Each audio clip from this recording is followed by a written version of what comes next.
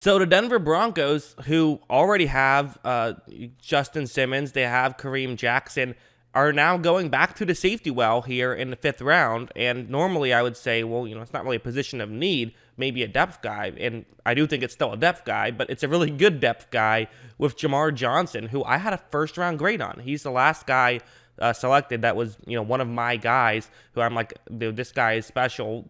Get him. Maybe not special, but he's someone who I think can start in the NFL. So him falling where he fell, you can kind of see my dog in the background a little. See, there's dog. But anyways, for Jamar Johnson, I think he's a really talented player. I'm shocked he fell this far, and I absolutely think that he could end up being a starting safety and a good one. Maybe you try to have him play slot corner. I just don't know if he's fast enough to do that, which I think the speed is a big factor why he fell. There's also some tackling issues, but I think they're a tad overblown.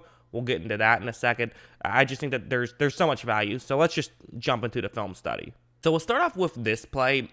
This play's a bit interesting. So I believe this is a cover 2 man, that's not really the interesting part. The interesting part is that Johnson is not a safety who is deep here. So yes, he plays safety, but right now he's just in coverage. He's playing man coverage over the wide receiver who's going to run over the middle of the field. It might be a tight end. The numbers confuse me. Hey, that's going to happen in the NFL now. Great, fantastic. But in college, it's a bigger deal because I know most of the players in the NFL. But that's besides the point. Really, what's worth mentioning is that it's going to be a little bit off screen, so I'm mentioning this before I show the play. Both safeties are going to actually end up kind of like parting a little bit, so there will be a window over the middle. So this could be a route that could get open. And watch how right when this play starts, you notice how Johnson does get a little bit of a late break on this as well. So this is something that is interesting. And one of the things that you hear talked a lot about Jamar Johnson is just he did not have a great 40-yard dash, to say the least. The reports are he ran just barely below a 4.6, but again, that's a pro day time. I wouldn't be shocked if that's a 4.7.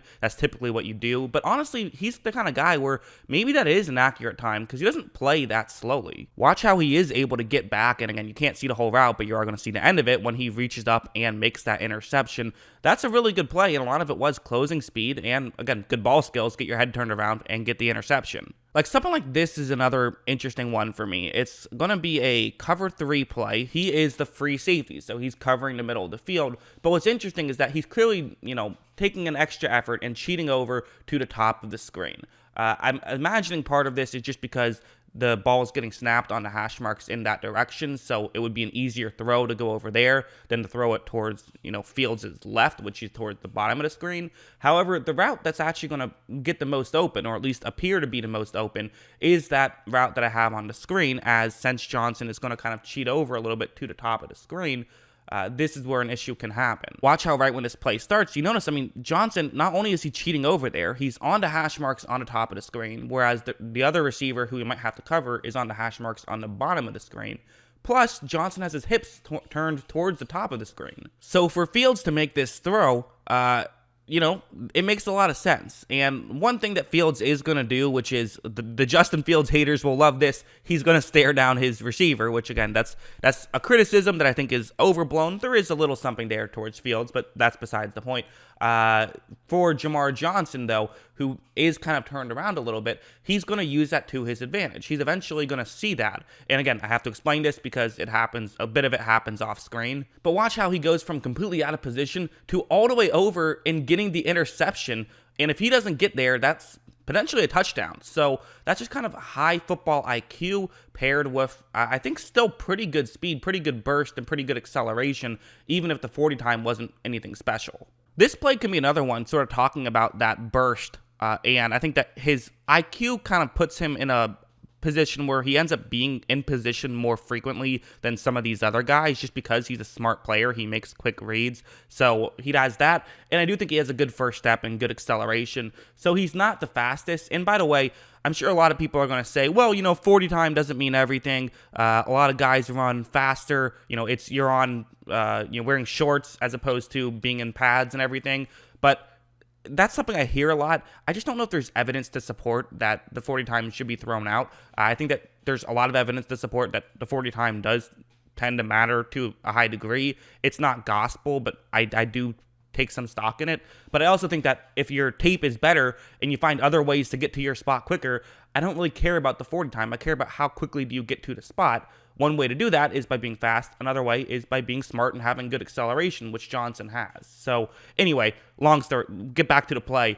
What's going to happen here is it's going to be a fake handoff up the middle, and then the quarterback takes it himself and runs sort of towards the bottom of the screen. He's going to keep it himself, so that's what's happening. Watch how right when this play starts. So Johnson, who was unblocked at the line, breaking in quickly, and this is already a great job by him, because if this was just a regular handoff, he can easily run over and make a tackle for a loss, and this is a 3rd down and 1. So really good job by him, I think, immediately. However, as you see, he's kind of moved over to the halfback a little bit, but this is not going to be a handoff. The quarterback is going to keep it himself. However, watch what Johnson does. Johnson then steps over, and he actually knocks the ball out. Doesn't even get, his tackling, that's another issue I've heard. I think it's a bit overblown. I think his tackling is fine, to be honest. But, you could argue it's a missed tackle. I would say he did go for the ball, so that's promising to me a little bit. So I think that's a really good play and kind of can show what he's capable of. He's also just violent. Like a play like this, he's going up, it's going to be one-on-one against the halfback. The back is in blitz protection, and watch what he's going to do. I mean, he just completely obliterates him and gets a quick sack right there. So, yeah, that was pretty good. I would say that's definitely impressive, getting there quickly, knocking the halfback over and making a tackle. Just some violence, which is good to see. There's also something like this, so it's going to be a handoff to the top of the screen, and you see that Johnson, it's supposed to be a wide receiver who's blocking him. That's going to be a little bit difficult, but not always because just he's violent and because he can get by you. It's really not that at all, I would say. It's more about he can just read plays quickly and be one step ahead of where he's supposed to be. Like, watch, right when this play starts, so the wide receiver's going out to block him a little bit, but he kind of moves a little bit closer towards the middle of the field, and Johnson reads this play quickly, so he knows not just, okay, I know where the play is going, but he knows, I know who's probably blocking me. Let me get higher up to the top of the screen than maybe I would have initially tried to get. And so really good read, really quick read, and now watch how he can take advantage of it. He gets along the side, is able to not only, get in the area, but he helps make the tackle. So again, that's a huge play. I mean, he had a big impact on that play. 44 came in as well, so a couple Indiana players doing well, but he was certainly a part of that play, no doubt about it. And it's those quick reads that he can really, he really brings to the table. So there's a lot to like about him. I think he's a very good player.